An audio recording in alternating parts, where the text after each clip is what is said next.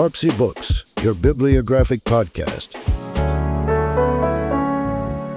All right, so you want to dive into Atomic Habits by James Clear.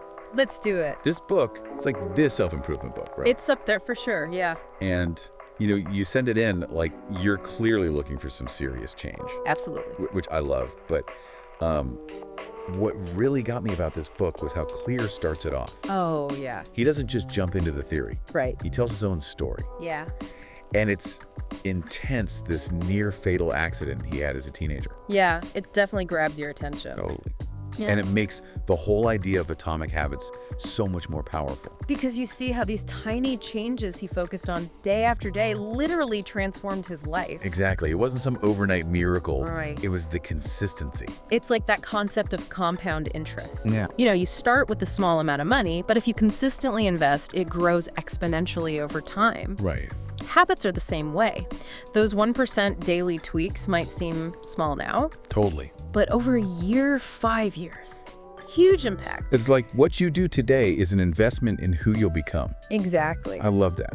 So instead of these massive overhauls we try to do... Which never lasts. Exactly. Yeah. It's the small things we can do consistently. Yes. So I'm curious for you, what are some areas where you're hoping to see these 1% gains? Oh, man, that's a big question. It's a good one, though. It is. It's funny you should ask that because it actually ties in perfectly with the next big idea Clear talks about. Okay, I'm intrigued. The difference between goals and systems. Goals and systems. Yeah. It's so easy to get caught up in wanting to achieve a certain goal. Right. Totally. Like that's usually the first thing we think about. Right, exactly. It's Yeah. like, okay, I want to lose weight. I want to write a book. Get that promotion. Exactly. But Clear's point is that it's not really about the goal itself. It's about the process. Exactly. The system. So are you saying goals are bad? No, not at all.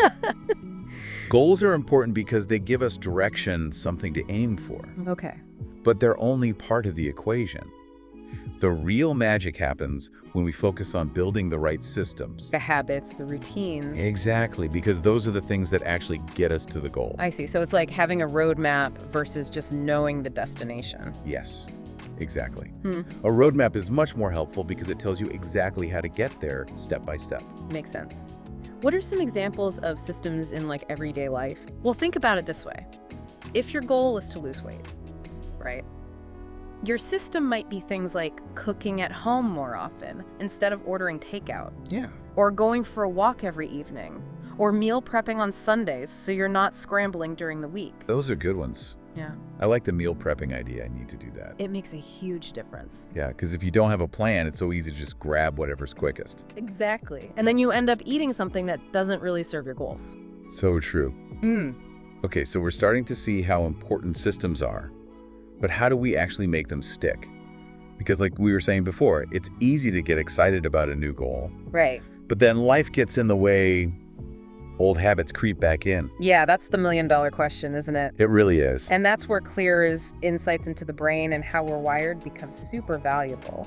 Okay, tell me more. He talks about this thing called supernormal stimuli. Supernormal stimuli. What's that? So basically, it's this idea that our brains are hardwired to crave things that are exaggerated versions of reality. Like what? He gives this example of these bird experiments where scientists created these fake bird beaks. Fake bird beaks. Yeah, but these beaks had like super bright, exaggerated red spots on them. Okay. And the baby birds were even more drawn to these fake beaks than to a real parent's beak. Really?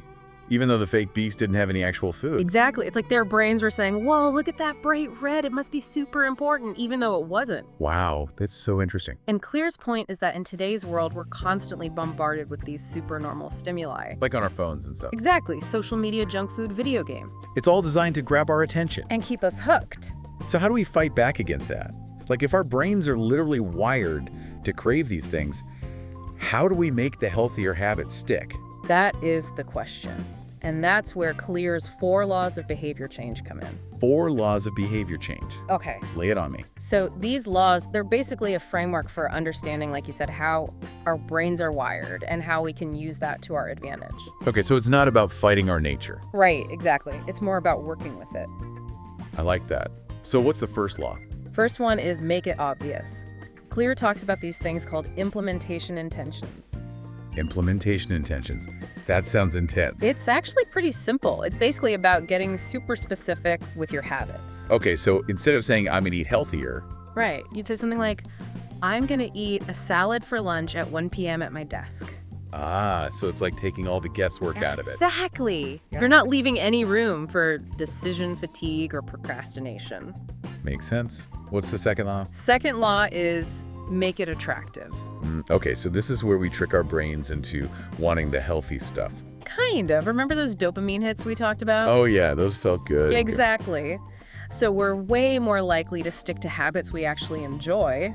Clear suggests this thing called temptation bundling. Temptation bundling. What is that? It's basically pairing something you want to do with something you need to do. Oh, so like listening to my favorite podcast while I'm on the treadmill. Exactly. You'd already do that. See, you're ahead of the game. Yeah. It's all about making those healthy habits more appealing. I like it. Okay, hit me with law number 3. Law number 3, make it easy. This one's all about reducing friction. Friction. Yeah, like any obstacle that might prevent you from doing the habit. Oh, okay. So Clear talks about this thing called the 2-minute rule. The 2-minute rule. Okay, I'm intrigued. It's super simple.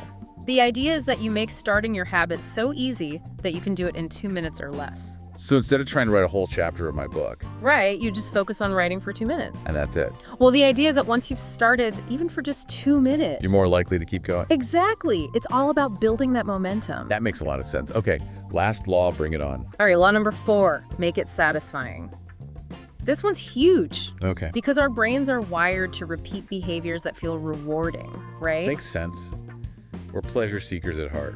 Exactly. So it's about finding ways to give yourself that immediate positive feedback after you do the habit. Like using a habit tracker. Yes, perfect example. Yeah. There's something so satisfying about seeing that streak of X's on your calendar. Oh, I'm obsessed with my habit tracker. It's the best. Right. It gives you that visual reminder of your progress, and it just makes you feel good. Totally. Okay, so we've got these 4 laws.